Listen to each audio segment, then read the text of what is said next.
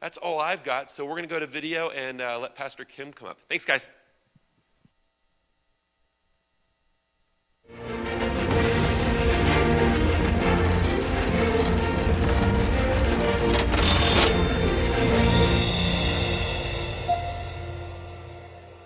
Well, good morning, Crossroads North Glen.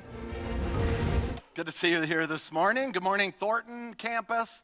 Good morning, Fort Lufton campus, and those of you that are watching online this morning on a beautiful Colorado morning.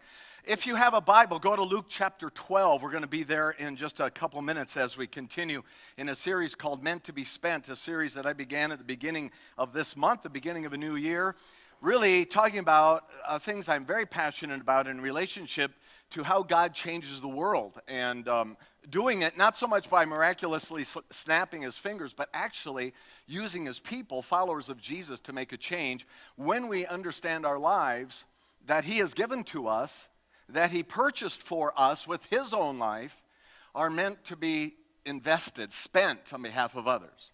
Our life, our love, those are the two we've looked at so far. Today, our money. Next week, our work in this series called Meant to be Spent. Now, as you're going to Luke 12, I just want to add a word of encouragement to you men to get involved and be registered for the No Regrets Conference. That's coming up on Saturday, the 2nd of February. Saturday, February 2nd at the North Glen campus where I am right now.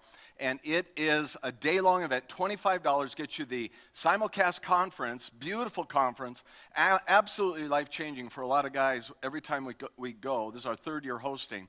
And it gets you lunch as well. So get registered, go online, crossroadsabc.com/men, and you'll find where to register. It works beautifully on the website. I registered yesterday, and I'd like you to register as well and be there with us on the 2nd of February.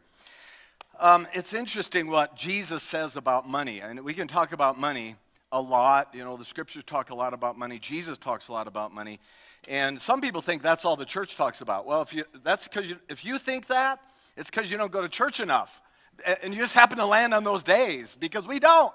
Although Jesus does, he talks a lot about money. One of these beautiful passages, which is not comprehensive, but it's enough. It's enough, and we'll get enough today.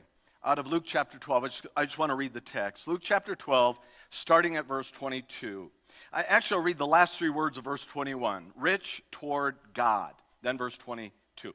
And he said to his disciples, therefore, I tell you, do not be anxious about your life, what you eat, or about your body, what you put on. For life is more than food, and the body more than clothing. Consider the ravens. They neither sow nor reap. They neither storehouse nor barn, and yet God feeds them. Of how much more value are you than the birds?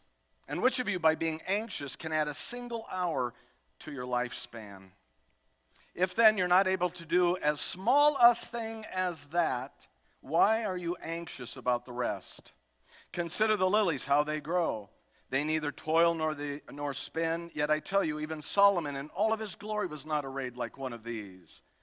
But if God so clothes the grass, which is alive in the field today and tomorrow is thrown into the oven, how much more will he clothe you, O you of little faith? And do not seek what you are to eat, what you are to drink, nor be worried. For all the nations of the world seek after these things, and your heavenly Father knows that you need them. Instead, seek his kingdom, and these things will be added to you. Fear not, little flock, for it is your Father's good pleasure to give you the kingdom. Sell your possessions and give to the needy. Provide yourselves with money bags that do not grow old, with a treasure in the heavens that does not fail, where no thief approaches and no moth destroys. For where your treasure is, there will your heart be also. The heading in my Bible, maybe in yours as well, says, do not be anxious. Do not be anxious. And of course it says that because Jesus mentions anxiety over money a number of times here, at least 3. And money does cause anxiety, both for those who have it and those who don't. Maybe you're anxious about money today. I know a lot of people, I've talked to a few of them, who are very anxious in our country now because of the shutdown. They're not getting paid. They don't know when they'll get paid. And you hear the reports all over media and social media about those that are being affected by the government shutdown. I don't know if that's you, but I want you to know we're with you, and I'll get there in just a little bit. Money has a way of causing anxiety. That's why Jesus takes a chunk of his teaching and talks about money. In fact, he talks about money, Jesus himself does, more than he talks about salvation. Just read the gospel. And what he talks about always seems to be in relationship to the relationship we have with our money. He's always bringing into question, what relationship do you have with your money? And this month, all month long, we're addressing the fact that God uses us to change the world, to do his kingdom work. That's how he gets it done. And part of that using of us is using what he's given to us, our money. Because when you become a Christian, when you accept salvation from Jesus Christ that he purchased with his own body and blood, sacrificing himself, then he becomes necessarily the center of your existence. Everything then changes. Jesus changes everything. And I'm highlighting those 4 key areas of life this month in order to demonstrate and challenge us, convict us even, that if God is going to make, if the world is going to change, if sin and its effects are going to be minimized or at least reduced, if people's lives are going to be changed, if people are going to meet Jesus, it's going to happen because we, his followers, his people, take on the role of spending our lives on behalf of others. I've said it a few times. You have one of 2 options, according to the Gospels, to live your life, of how to live your life. The one is God's approval, God's approved way. One is not. So you either spend your life for others or you spend others for yourself. You spend yourself for others or you spend others for yourself. Now, I've said that every week, and then I've kind of fine-tuned it for the topic of the day. And since today's topic is money, I'll say it this way, and this is point number 1. We spend our money for others, or we spend others for our own accumulation, for our own money, for our own bottom line. We either spend what God has given to us for the benefit of others, or we spend others. We use them in order to better our bottom line.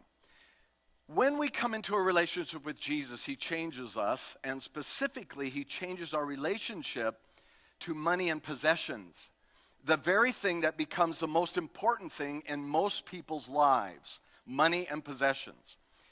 And just as we read in the text, he makes it very clear that our relationship to money must change. And I'm going to break it down into 2 things. You see it on your outline. I'm going to break it down into what I'm identifying, what Jesus lines out, money sickness as compared to money wellness.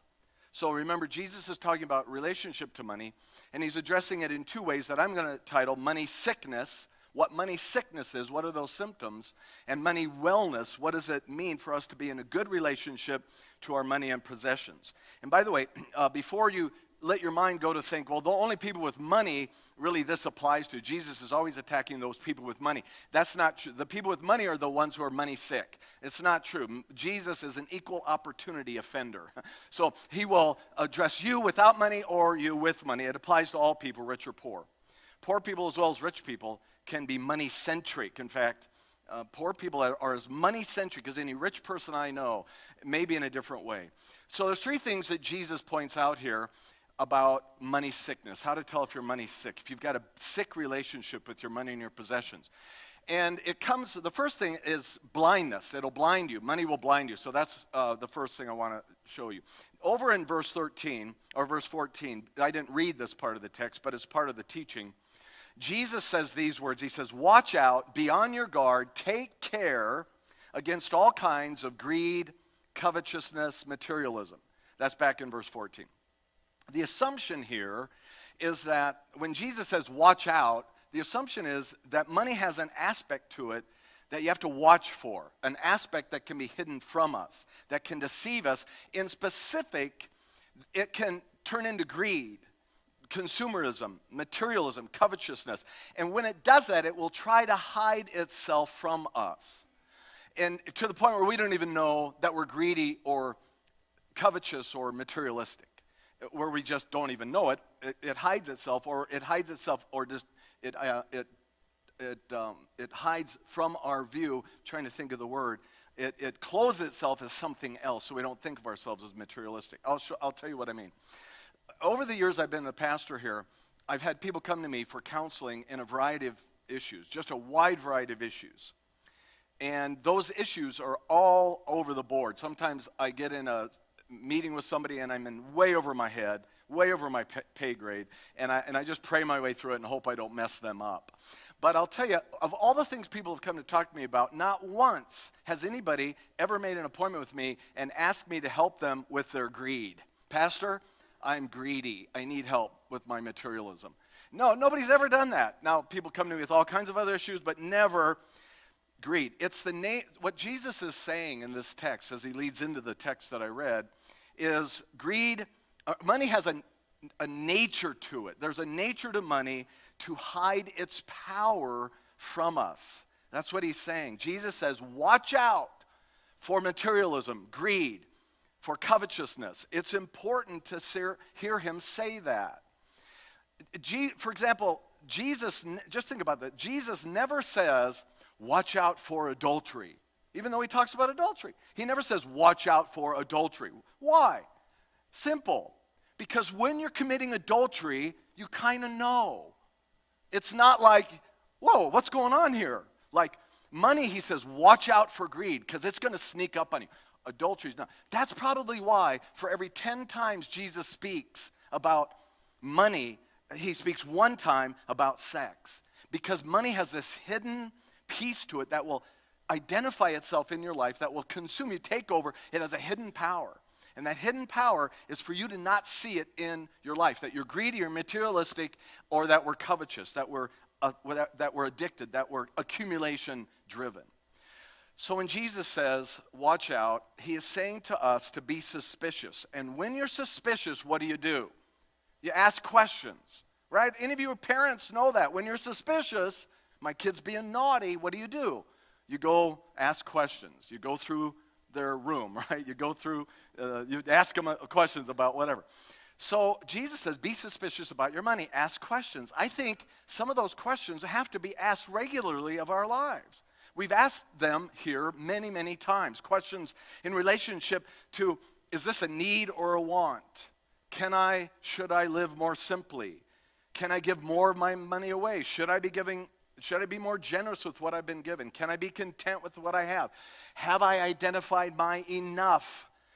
Do I keep upgrading myself into less and less margin, where I've less and less to give away because I keep upgrading my life into less and less margin for what I have to give away? This is a big one. Is tithing my money important to me? These are just questions that have to be asked, because Jesus says, watch out, be on your guard. Money has a hidden power. Don't trust yourself. Ask questions. And here's the final deal about that. If we don't ask questions, I think what's happening is we're voluntarily being blinded. We're entering into voluntary blindness. We don't want to see its power if we don't ask those questions. So that's the first thing Jesus says. Watch out, money will blind you. That's a sign of money sickness. Second sign, money sickness, you worry about it. Worry. Money causes worry, right? That's like the understatement on earth, biggest understatement on earth. Jesus says it over and over again, don't worry about money. Don't be anxious about money. Whether you have it or not, money can cause worry. We all know that. Some of us are worried about money right now because you're worried about your job, you're worried about your retirement funds, you're worried about, I'm going to be passing the mantle of senior leadership here onto Pastor Matt, God willing, January 1st of 2020. We're going to vote on that in a week from today, 1 o'clock at the Thornton campus. Just want to add my word of encouragement for you, whether you're a member or not, to be there. It's kind of a historic event.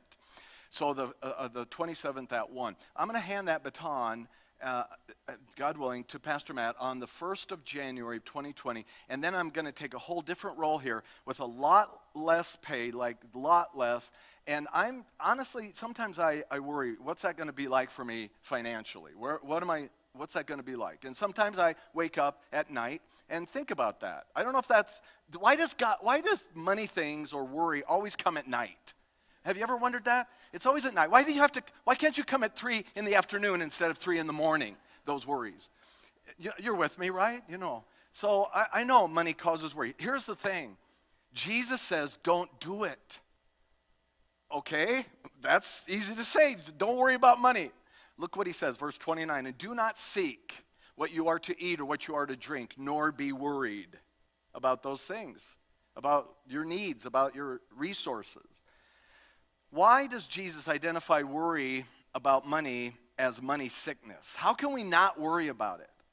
And it's right there in those words, in that verse. To worry is to seek something, to set your heart in a certain direction. So here's what Jesus is saying. Rather than setting your heart in the direction of worry, set your heart in a different direction. Set it on something else. Whether you have money or not, worry is to set your heart in a certain direction about that money, on a certain thing. With money, it usually has to do with control and security, because we can control our lives a little better the more money we have, or the more secure that money is, or the more consistent it is, and it builds some security in my life. With worry, Jesus is saying you can't set your mind, your heart, on both worry and God. It's going to be one or the other. That's why he says, the ravens don't worry, unless they're from Baltimore. The lilies don't worry, because they don't have security or control.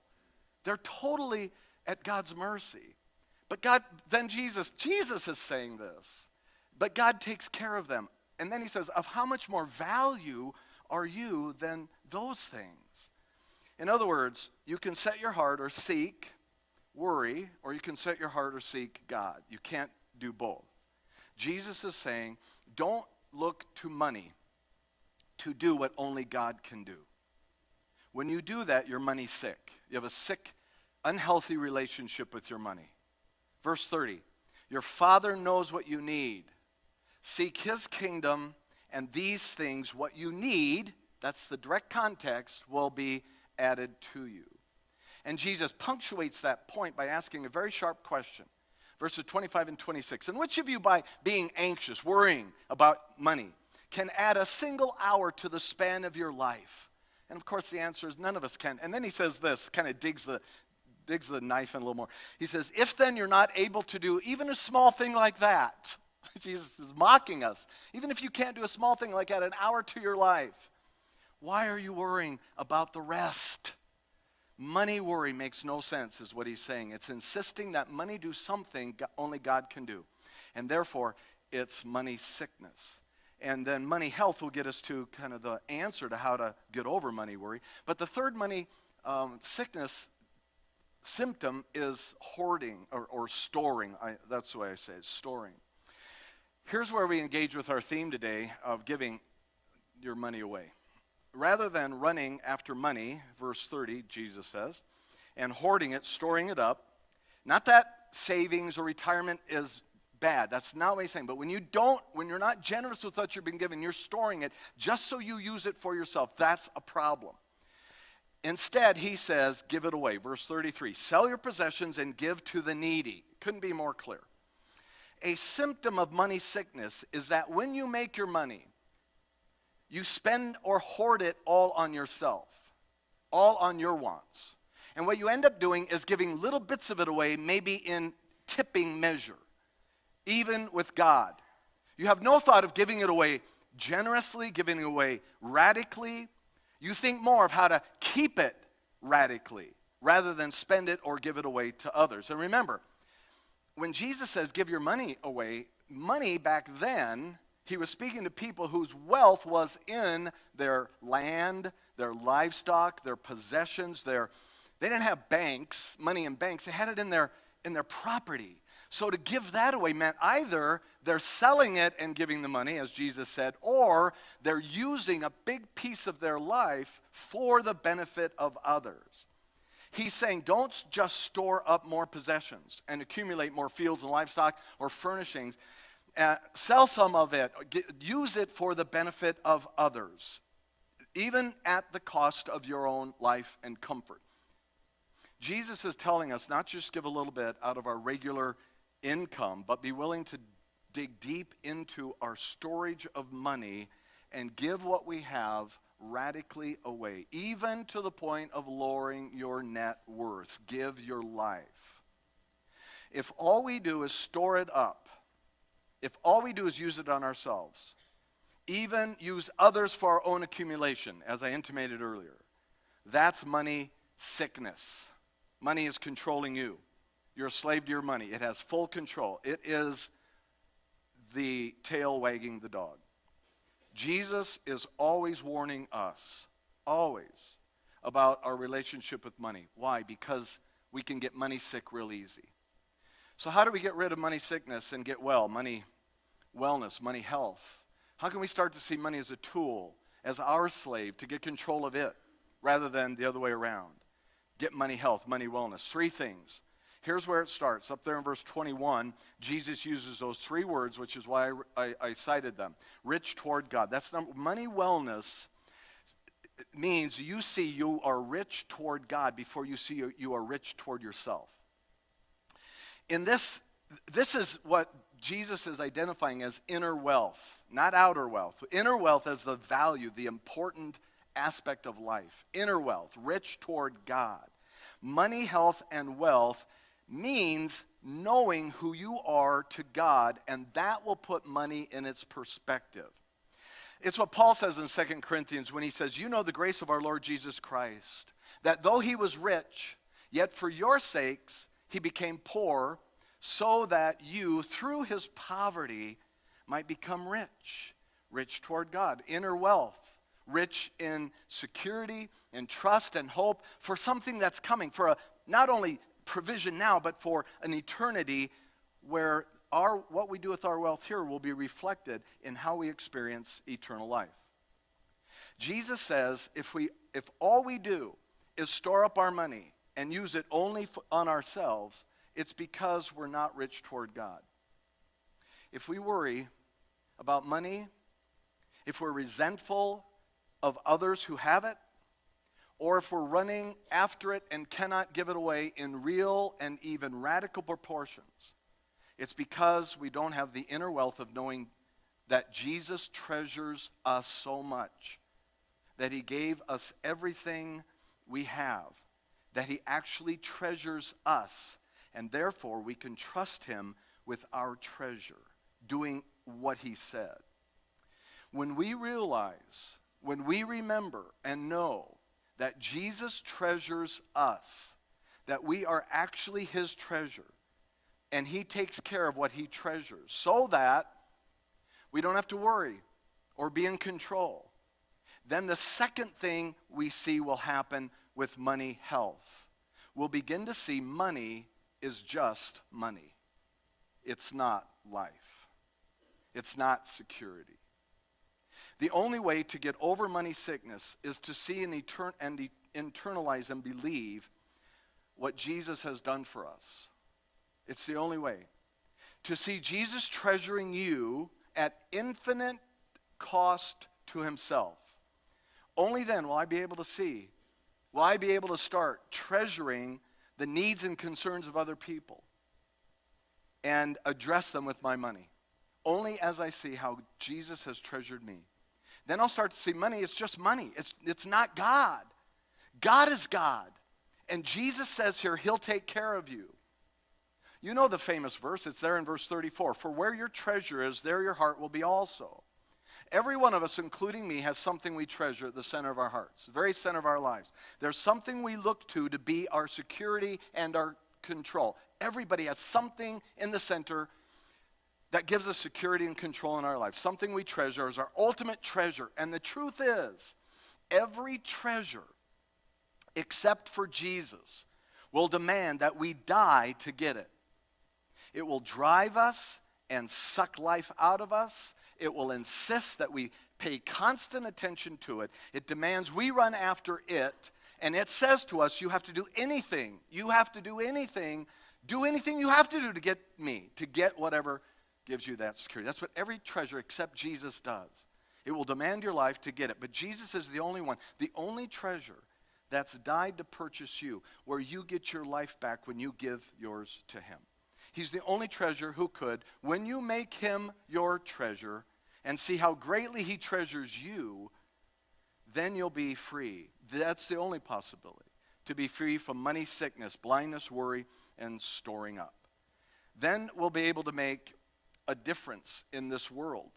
The reason so much of this world is not changing is largely due to Christians not being changed by the power of Jesus in their lives, to spend their life, their love, their money, and their work. Spending it, giving it, donating it in ways that make an impact and change the world, actually change the world, that support the work God is already doing and wants to do through us. We'll see money is just money. And then money wellness will get us to the final point, which means money health means we always begin with give. We always begin with give. It's what Christians always think about doing with their money. Not just storing it up, not just hoarding it, but actually, how can I give this away? How can I give it away? Not just accumulating money. And here's why. Our hearts always go where we put God's money. Our hearts always go where we put God's money. That's what Jesus means when he says, "For where your treasures, there will your heart be also." Our hearts always go where we put God's money. It's not our money anyway. Where we put God's money. Money leads, hearts follow. Concerning money and what you really treasure in life, always begin with give. That's the model of the scriptures. That's money health. That's money wellness. Where your money is, there your heart will be.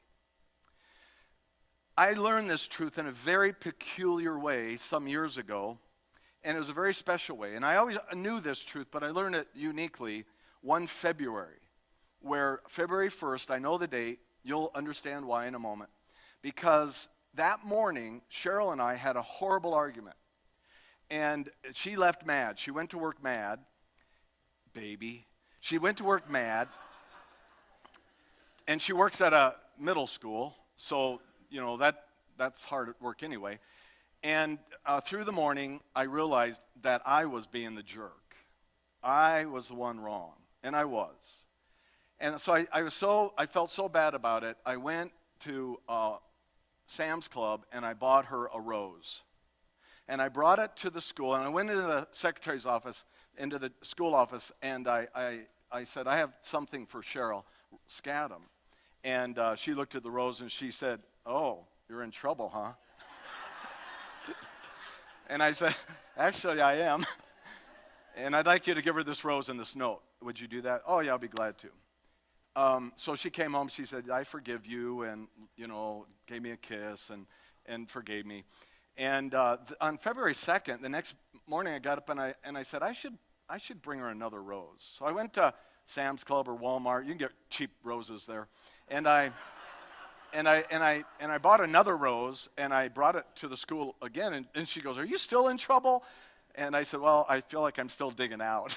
And so she got another. Well, I got to thinking, well, why stop? So every day, and I thought Valentine's Day will be the pinnacle, the apex. So between the 1st of February and Valentine's Day, I brought her a rose or a cluster of roses every day. And I every morning I got up and I thought, how am I going to deliver these roses today? Because I wanted to be unique. I don't want to face that secretary every day. So some days I went to the school and I put it on the seat of her car, so when she came out of school, it would be there. Other days, I set a vase of roses in the house or on the dresser or something, and it was there every day, fresh roses. The lady at Sam's Club who takes care of the roses loved me for the whole month because I bought roses every day, and on Valentine's Day, I gave her 24 beautiful roses. So finally, I bought a whole dozen roses from the Sam's Club lady. 24, I gave them to, and she finally goes, "Why are you doing this?"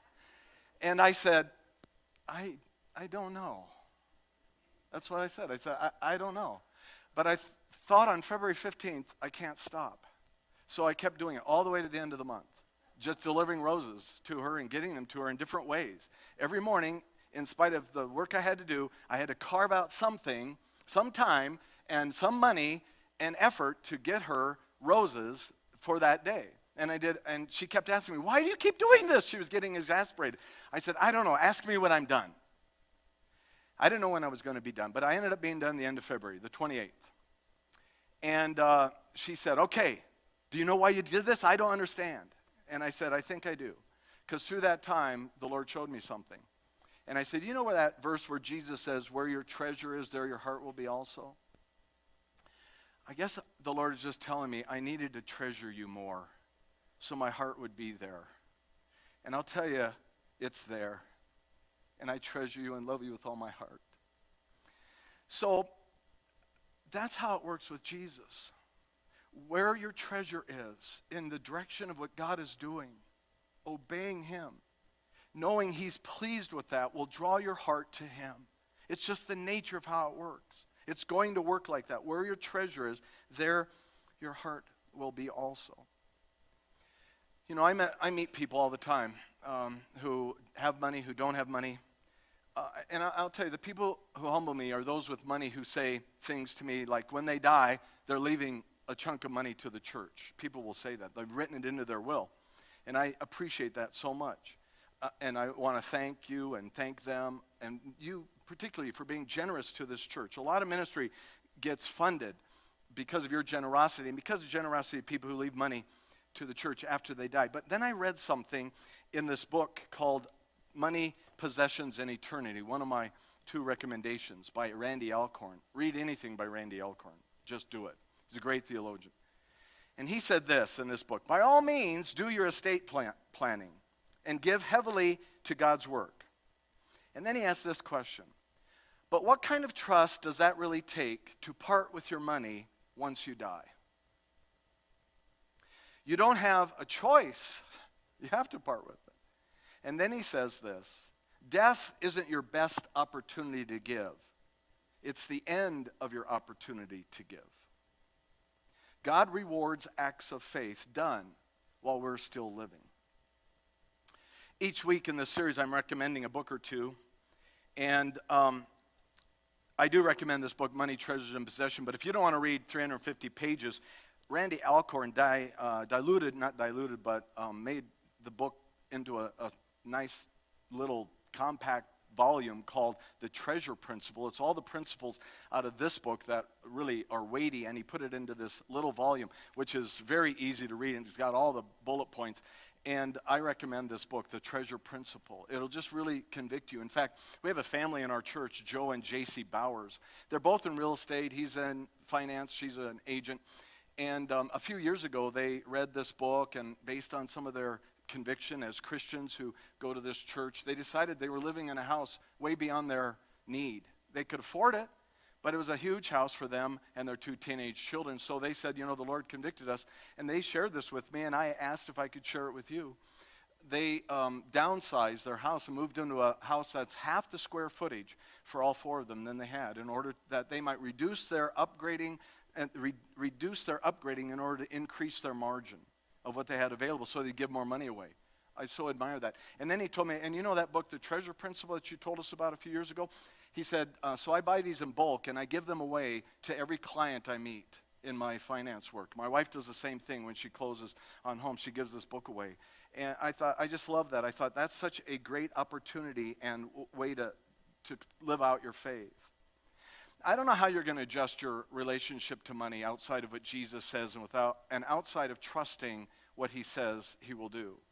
But somehow I do know this. Our money as Christians must make an impact in this world. It has to. It has to right where you are. It has to globally. It has to in our nation. It has to in our community, in our neighborhood. In real, tangible, sacrificial, life-changing ways. Many of you, as I just said, give generously, sacrificially to this church. Thank you for that. I want you to know, my wife and I give the most money we give away to any organization. We support a number of them. The most chunk of money we give away regularly is to this church. We stand alongside of you in giving to our church. God gets his work done on earth through his people. It's the money he allows us to have and to earn and to make and to manage, to steward well, that we're to give away in astonishingly generous proportions in order to fund the work that will usher in his return and build his kingdom here, to make it happen. That's his plan. So let me conclude with a couple challenges. The first one is written on your outline. It's simple. I put it on there because I thought, if you need a little push to just taste generosity, to taste what it means to get over money hoarding, money blindness, and money worry is to give somebody who serves you an eye-popping tip. It's simple, it's silly, I know, but do it. It's like a training wheel on your giving bicycle. If it's somebody who cuts your hair, serves you a meal, leave an eye-popping tip, and I mean eye-popping. So I'm a generous tipper. I always have been. I've been in food industry, service industry in my younger years, and I know what it means to people to get tips. So I give generously, and usually, my wife's not a real, well, she's generous, but she's not as generous as I am, because, she's not as good of a Christian. But she will not leave as big of a tip. And so usually, the eyes that pop first are hers when she sees the tip that I give, which means I probably left enough. I probably left it. When my wife's eyes pop first, I probably know so will the servers. So leave an eye-popping tip. That's just, and I hesitate using myself as an example in money stuff but I want you to know, the pastors, the preaching team here, every one of us, we're trying to live what we're preaching. We're trying to live what we're saying, just like you. We preach it to ourselves always first. We're all trying to live it. Check it out at any level you want. We want our lives to be transparent, open, vulnerable, and I think you know that about us if you know us at all. So my wife and I know not just tithing to our church, but then we have more money, and we don't need to upgrade, and we know where our enough is. So a couple years ago, after I got trained as a bike mechanic, I opened a bike shop in my garage. Some of you know that. And a year ago, it got really serious because people started asking me to repair their bikes, and I was not able to keep up with it. And my bike shop, called More Better Bikes, gives bikes away to people that need them. Homeless people. Go on our Facebook page or go on our Instagram page and just look at the bikes we give away. So we give away bikes to people that need them, and then if you need a bike repaired, you give us a donation, and that's how we fund it. Well, this bike shop, and I took a photo of it so you could see that's the inside of my bike shop. I mean, it's legit. We do everything. I hire an employee. I started him. Saul is his name. Great kid from North Gun High School. Absolutely wonderful mechanic. I pay him an hourly wage. I buy bike parts and buy tools. And it's costing Cheryl and I a lot of money to run that bike shop. But here's what we believe. I'm just telling you. It's making a difference in people's lives. And in a way, I never thought it would when God put that bug in my heart. What bug would God put in your heart where you would actually not just give sacrificially or obediently to your church, your ministry, but what about beyond that? What could other ways for you to give look like? What could it be? What way could you make a difference? I have another suggestion. There are hundreds of them to start to be generous and obey Jesus' command to sell what you have and give to the poor and start to experience what money health looks like, money wellness. But let me share with you what Ron told me. Ron is my homeless friend. Some of you met Ron. He comes actually to this church and more often than not. And Ron is homeless by choice and other circumstances. And he's a Christian, and he carries a Bible in his right hip pocket. And he's always sharing Jesus with people and on street corners. In fact, one day I was driving out of a Starbucks, and I saw him on the corner. And so I grabbed my phone, took a photo out my window, this guy that was asking for money, and that's Ron standing there on the left, sharing with him out of the scriptures. And I thought, man, this guy's the real deal. And so I made a decision when I saw Ron early on that I was going to give him $20 every time I saw him. Every time I see Ron, I give him $20. So I always carry a $20 bill in my pocket because I never know when I'm going to see Ron. Whether he's here, I saw him the other day at McDonald's, I just give him $20 every time. Some weeks I see him 2 or 3 times. There's some weeks I don't want to see him anymore. No kidding. The other day I went into McDonald's and there's Ron. He didn't see me, and the thought went through my head, oh man, I'm not going to tell you what the thought was, but I ended up going to my car, getting a $20 bill, sitting down, and I don't make a big deal of it. I just slip it there. Anyway, and the reason I do that, this is why. Well, 2 reasons. One, I struggle with what to do with these guys that fly signs and beg. And then I met Ron, and I realized, this guy is talking to people that will never listen to me, so I'm going to fund this missionary. He's my missionary. And so I don't care how often I meet him. I've never missed the $20. And here's what Ron said. So let me back up. So Wednesday last week, he had to answer a citation to go to court, North Glen Court, because he got a citation for standing in one of those places, those new signs that say, don't loiter here, no panhandling here. He was standing there. So he got a citation. He had to go to court. So I said, hey, would it be okay if I showed up and just supported you? 9 o'clock Wednesday morning. So I called Pastor Chris, and I go, hey, you want to go with me? Let's go support Ron and see what happens. So we show up. Ron shows up. He had to leave his big backpack off-site because you have to go through a metal detector, and he didn't want to pull all that stuff out. So he was there without his backpack, which was really odd. Anyway, he ended up stepping into the court area, but he didn't go into the courtroom. Off to the left is the prosecutor's office, and she signaled him to come in there. Well, we couldn't go in there, so she's talking to him, and we could hear a little bit, but not a lot. And he starts sharing with her what he does, and he comes out, and we go, well, what happened? And he says, she dismissed it. I go, oh, that's awesome.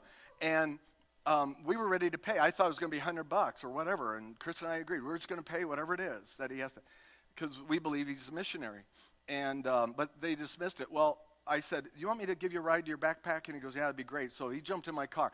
On the way to where his backpack was, I asked him, I said to him, hey, Ron, so what do you tell people who ask you, what should I do about these people that hold these signs, that fly these signs asking for help? What do you tell people that, like, how should I respond to them? Because this is your mission field.